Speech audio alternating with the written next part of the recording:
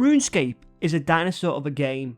It's one of those games that was released eons ago, or it feels like it, when it was released on the 4th of January 2001 as what we would later go on to know it as RuneScape Classic. And when developing the game in the late 90s, the Gower brothers of Andrew, Paul and Ian had no idea that as university students at the University of Cambridge, they were working on a basic game that would have such a heavy cultural impact on gaming in the early 21st century. RuneScape's had its ups and downs, it's had several iterations, and the community to this day is thriving, given the fact there are two versions of the game you can play. The main version with the modern day graphics, updated soundtrack and years of backstory, also known as the lifeless, soulless, microtransaction heavy sorry, I got carried away there. The version that would attract a new audience when they first see it in RuneScape 3. Then there's the other version of RuneScape, the one based on the game that I fell in love with, the one based on the classic 2007 version of the game, the one based on the internet phenomenon that captured the hearts of millions of elementary school children around the world, the version that has a bigger, more healthy and more fanatic player base. RuneScape 2, better known today as Old School RuneScape. More than 17 years after the release of RuneScape 2 and nearly a decade after the release of Old School RuneScape, I want to explore as to what makes this game special. Special enough to have a place in many people's hearts, special enough as to give careers to various YouTubers online, and special enough to the point that it's a game that I can't seem to ever run away from, to move on from. This is the game that I can't seem to ever get away from, the one that I always seem to go back to, playing it from time to time. And today, I wanted to take a look at that. I wanted to examine, behind all the nostalgia and the blissful memories that I have of this game, how this relatively basic game became a juggernaut of the MMO landscape in the first decade of the 21st century, and the impact that it still has today. I want to explore the reason as to why I can't escape Old School RuneScape. And to do that, I need to look at the source. We need to consider RuneScape itself. RuneScape, by the looks of it, is a very basic game. Its main control design is that of a point-and-click mouse game, something franchises like The Sims would later utilise to a much better standard. The graphics of RuneScape, even when you compare it to other games of the mid-2000s, was actually quite shit.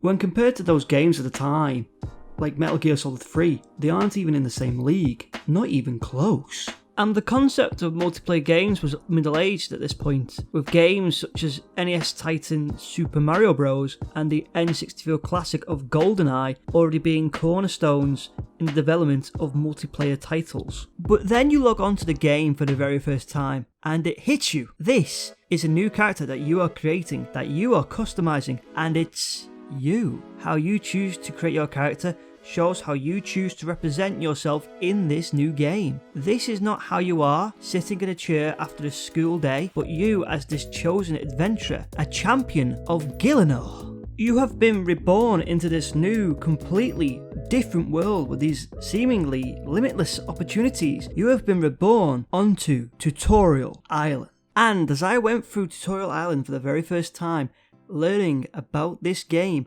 and the world around me, I wasn't the only one going through this. There were others just like me who had just started their journeys, learning how to chop wood, fish and cook for themselves. These people were just like me, going through the same trials I was going through. And then I realised something. I had no relationship with these people. I didn't know them. These were other players who could be from anywhere around the world, not just people that I went to school with. And unlike many multiplayer games of that time, limited to at most 4 people playing together at one time, there weren't a few other players here and there. There were seemingly endless, limitless counts of players on dozens of worlds populating a game the likes of which I and many other children of the mid-2000s had never seen before.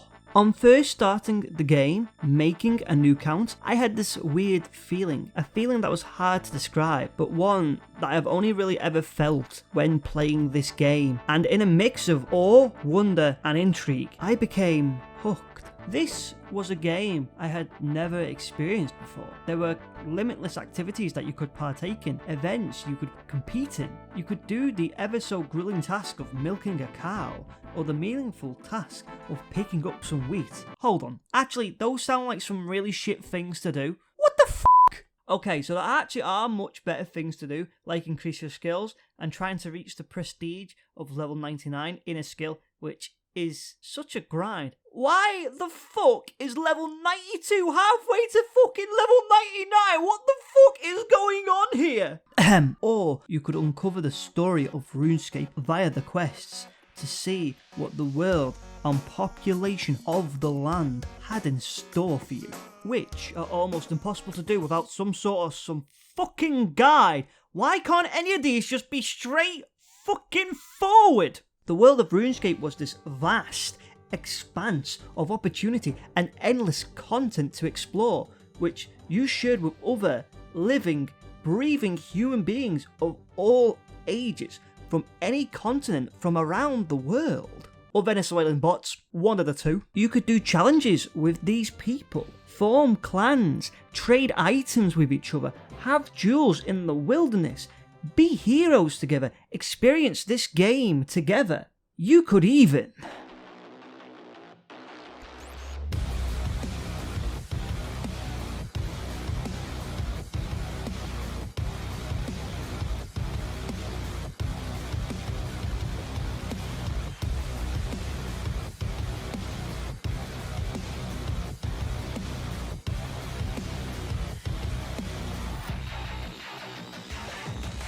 Buy in GF. And the crazy thing about all of this is that it wasn't expensive to do at all. In fact, up to a point, it was free to play.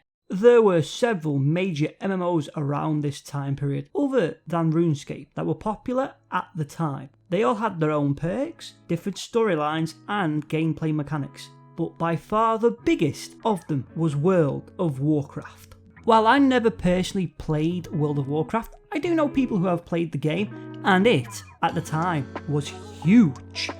It was much bigger than RuneScape, and like RuneScape, it is still popular to this day. However, the main reason as to why I personally never played World of Warcraft is actually quite simple. It was the price point and the membership.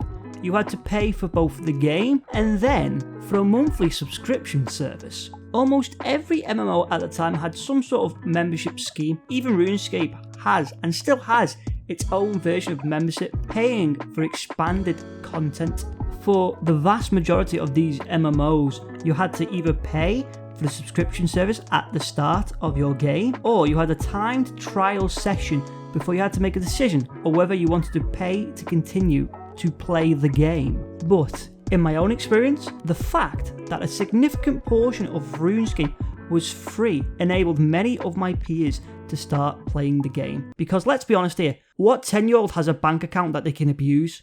Richie Rich. This meant that if you had a decent internet connection and a basic computer, you could play this game.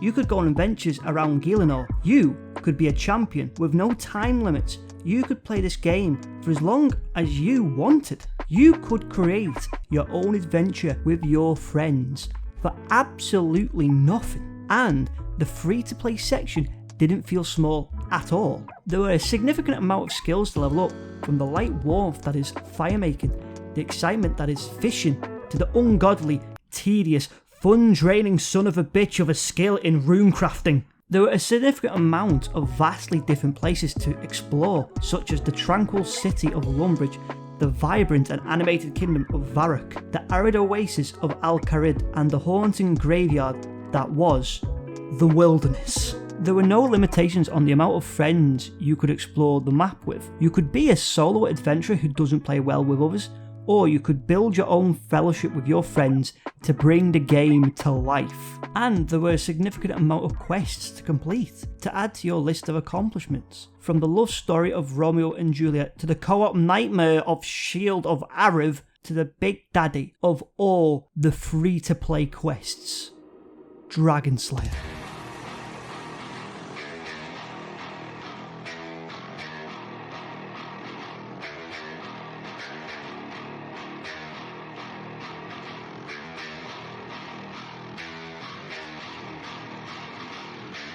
After completing all but one quest in the free-to-play version of RuneScape, a lot of players' attention gravitated to this final quest. Dragon Slayer is by far the biggest quest in the whole of free-to-play RuneScape, and for good reason. In my opinion, this is the last quest you are meant to complete before you embark on your membership adventures, and as the name implies, the quest is about killing a dragon. But there's a lot more going on than just killing the dragon. There's the preparation for the quest. You have to build your own boat, grab a dragon fire shield, and run a myriad of errands in order to just be able to face the dragon, Elvarg. Elvarg is, up to this point in mine and many other players' journeys, the strongest opponent that you have encountered. Likely twice your own level, and without food and a dragon fire shield, most people would be obliterated by this fearsome adversary. And the battle with her is grueling, with many exhausting their own food reserves, losing morale before they can even strike Elvarg. And for those who do complete Dragon Slayer, glory awaits. You return to the man who gave you the quest, and it appears on your screen. You have completed Dragon Slayer. You can now, with the right defense level, wear the prestigious rune plate body and green dragonhide body, letting people be in awe of you. You have just been admitted into the Champions Guild, becoming a champion of Gielinor, whose name will be forever etched into the pantheons of time. I bring up Dragon Slayer as completing this quest, which for many of us was the last free-to-play quest on our lists, brings up one simple but agonising question: where do I go from here? By this point, you have done all the questing possible. You have explored every blade of grass in the free-to-play worlds. All that is left for you to do is to raise your skill levels, utilising the most tedious, inefficient training methods, as they were the only methods available to you as a child in the mid-2000s. And then, while looking at your skills, you see skills that you haven't ever touched before, skills you can't access. You then, while wandering aimlessly, your mind going into a dark abyss of nothingness, you see a gate that is filled with possibilities, with more adventures, but one you can't open. But you need to open, as this empty feeling of nothingness needs to be filled with more, and you see all your friends pass onto the other side. And in time, the solution becomes obvious. You need membership. Paid membership. So you beg and plead with your parents to pay for the monthly subscription to this game, and after weeks of negotiations, your wish is granted, and you pass through that gate with satisfaction and pride, proud of your journey it took for you to get to this point in time. This is the reason that many of us as children, including myself, got hooked onto RuneScape, why this game felt special, because by giving us the free-to-play player base, more than our fill to explore the world of RuneScape, we felt like we had accomplished great feats. Membership felt earned. It didn't feel forced or necessary to play, or even access the game we'd put our hearts and souls into. Paid membership was what it was supposed to be. More quests to complete, more activities to do with your companions, more skills to conquer, more of everything. And because it felt like that we had earned it, that we had achieved membership and the commitment to now paying for the additional content, that made many a child, including myself, a lifelong player of RuneScape.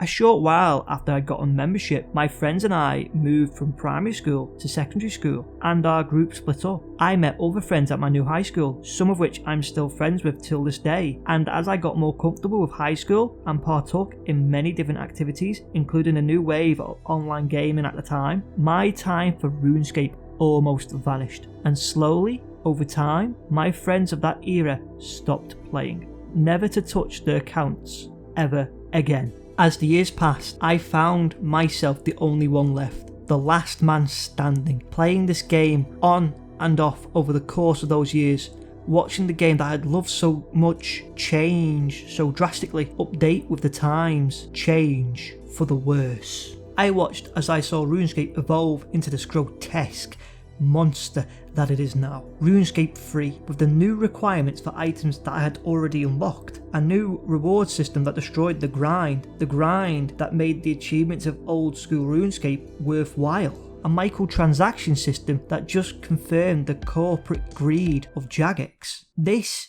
made me quit this bastardization of the RuneScape that I knew. Years later, I was taking classes in university. I was at this time a fully grown adult, undertaking my studies for my degree, and a course mate of mine happened to be playing a familiar game. A very familiar game. Hey man, what are you playing? It looks cool. Oh, this? It's old school RuneScape. RuneScape? I haven't played that in years. Oh, this? It's nothing like the new RuneScape.